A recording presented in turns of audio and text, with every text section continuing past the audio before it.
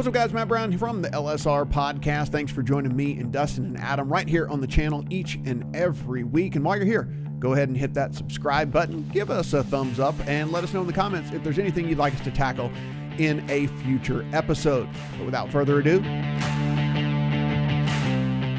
Dustin, we did have an awesome Q&A with everything that's going on over at Flutter. And if you guys, if you want to go ahead and give people kind of the little story here of there's been some mix-ups, some guys that as part of the combination of the companies are now going to be exiting the company and all that. So there's a big kind of shakedown going within that company as Fox Bet and FanDuel kind of form into this one massive unit.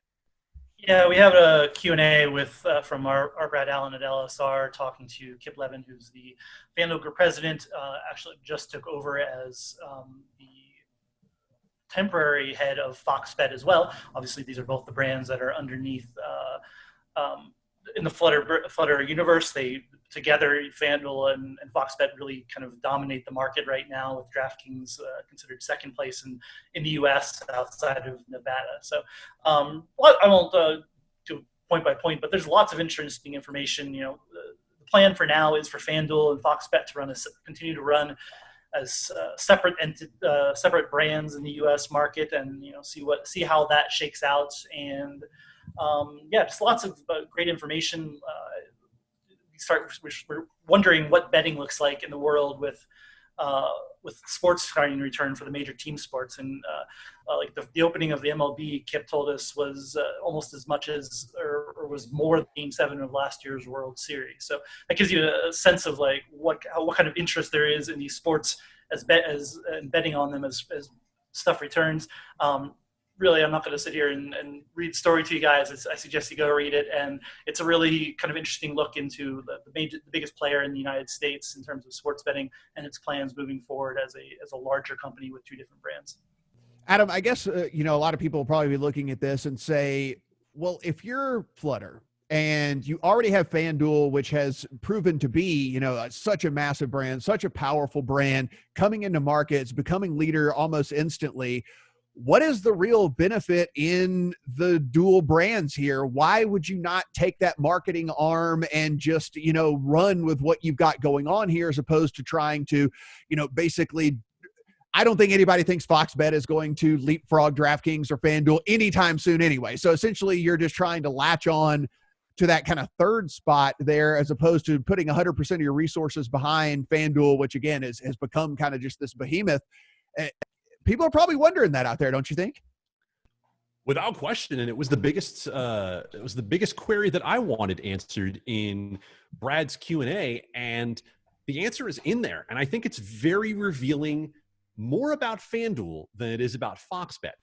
Essentially, to summarize it for you, they believe that FanDuel will be sort of the higher end brand of the two. They're going to operate Fox Bet as more of a casual player, lower stakes brand in the US for now. And I think what that tells you is that they've got some bigger customers over at FanDuel, right? And that's part of what we speculated about in New Jersey, as to how did this edge build for FanDuel over DraftKings in New Jersey when DraftKings had the early jump in the market. And there have been rumors out there about, they've got some pretty good whales coming from New York. Well, this to me kind of tells me that might be more accurate than anybody knows. Because if you're going to keep Fox Bet as sort of I'll call it blue collar brand of the two, and how you advertise that on NFL broadcasts and so on, that tells me more about FanDuel than it does about Fox Bet. Dustin, so basically what they're saying here is you don't have to worry about it. You will be able to continue to tail Clay Travis's bets as he posts them on the Twitter machine. You don't have to worry about that at all, about that going away. So I know you're very happy that you will be able to continue to do that.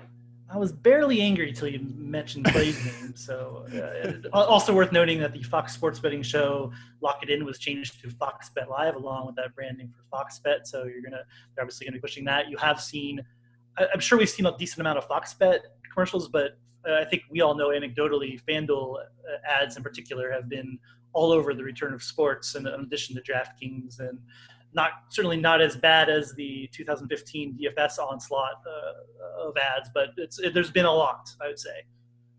No, definitely. I think one of the interesting things that I saw too, Adam, was just that they are advertising FanDuel as just the brand FanDuel. Like there is no like specific DFS anything, but there's no sports betting thing either. So they're just kind of saying like, you kind of pick and choose, you know. I mean, if you want to take this as a sports betting commercial, or if you want to take this as a DFS commercial, whatever, however your brand processes it. But like, we're not going to say sign up for this DFS contest or this sportsbook promotion. They're just saying, hey, we're FanDuel and this is our commercial.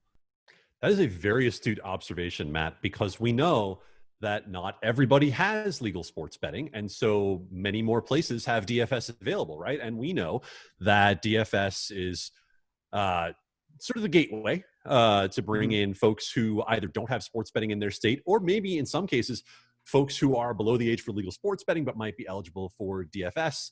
That's something that could be done as well. And that's not even to mention the casino brand that they're launching. So yeah, they definitely have done it that way. And to Dustin's point about the advertising, I think we'll talk a little bit more about this in the coming weeks as we see how it plays out with the restarts. But I was watching a baseball game the other night in which I saw in a stadium, a banner ad for Bet365, as well as a DraftKings ad, as well as a FanDuel ad. And my favorite part about one of these ads was that it was a New York stadium that said New Jersey's hometown sportsbook.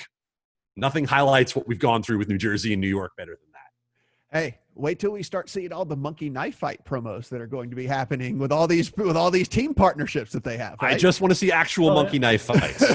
That's all we can hope for. That's going on here. Before we move on, I want to make sure we timestamp astute observation from Matt Brown that Adam said that. I heard him say it. So it's true. I have to. First time ever. Maybe it's not like it's Eric Ramsey. It's Matt Brown. Guys, I'm more than just a pretty face for this podcast. All right, like I do bring a take every now and then. Guys, as a reminder, the full version of this podcast can be found over at LegalSportsReport.com, as can the written breakdown of every topic we talk about on the show each and every week.